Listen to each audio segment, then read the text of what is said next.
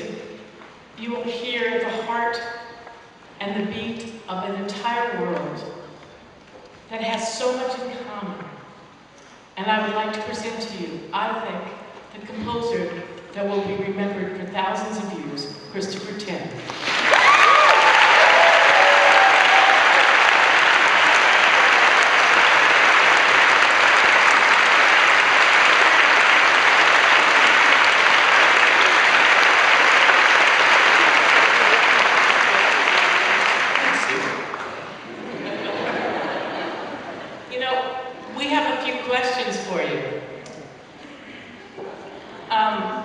These were submitted by choir members or audience members, and let me share a couple things, and maybe you can tell us a little bit about the music you're about to hear. You've toured around the world to record the drop that contained the sea.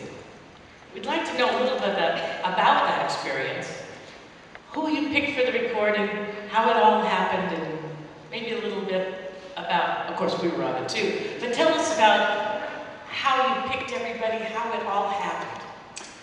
Well, I basically called up my favorite singers in the world, including the ones you have in front of you now. I said, hey, let's make an album. But actually, to go into more detail, I spent the last 2 years working on this piece and the recording. And it took me everywhere around the world. I mean, over the course of the last 2 years, I've been in Istanbul, Sofia, Bulgaria, Johannesburg, South Africa, Beijing, Taipei, Hong Kong, New York 3 times, London 3 times. Other singers sent in their recordings from Portugal. I found a Mongolian singer here in LA, actually. Basically, I toured around the world for a couple of years writing and recording this piece, and it was a labor of love. It was a grueling experience, but it was also a lot of fun to work with all these great singers, including the ones in my own backyard, the Angel City Chorale, who have done an amazing job on recording this.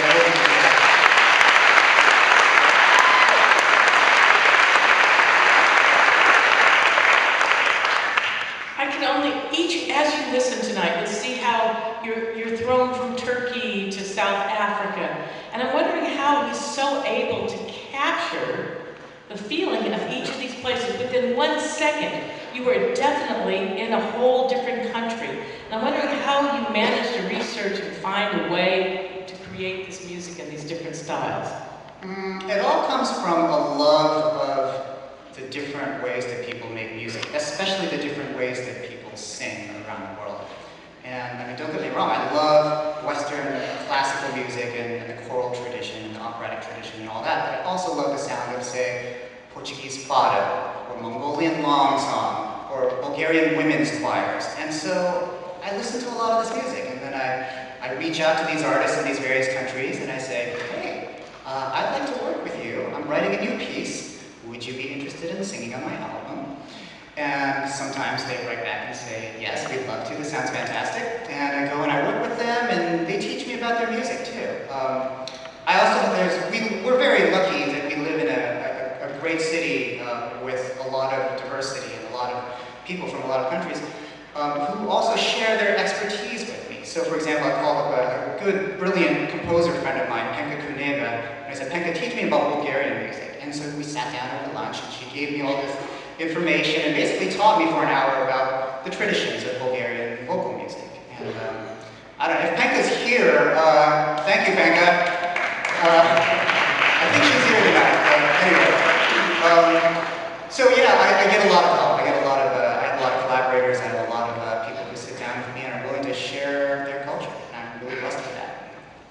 One of the things that I found very remarkable was that there is a theme that no matter how different each of these movements seems, there's a theme that seems to go through the whole piece. And if you're good at Where's Waldo, I think you'll pick out this theme. Would you mind telling us a little about it, maybe singing it? Sure, okay, so this is an entire song cycle about water, and there are 10 movements, and each one's sung in a different language, right? And each movement has to do with water in a different state. So snow, mountain streams, rivers, oceans, clouds, things like that. And they're all ordered in the way that water flows goes around the world, right? So the one thing that combines all these things, ice, snow, rivers, whatever, is water. And so there's a water theme that recurs throughout the entire album. And it's sung in the prelude. You'll hear it. It goes da da da da da da da.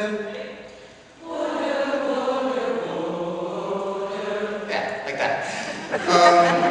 And then throughout the rest of the song cycle, it's sort of like a theme in variations. That theme comes back periodically in every movement. Sometimes it's encoded in a very sort of subtle way. Or upside down. Upside down, I mean, lots of different ways, right?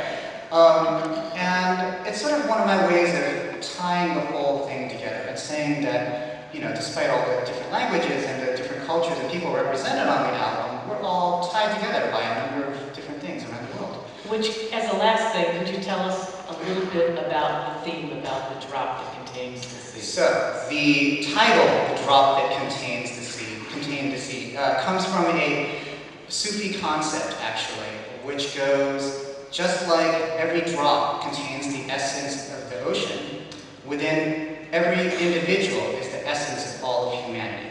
So that's the overriding theme of this work, this concert, and this choir, I think. And I might add that some people think we brought in professional soloists. All our soloists are members of the Chorale. We're now going to do for you Christopher Timm's The Drop That Contained the Sea.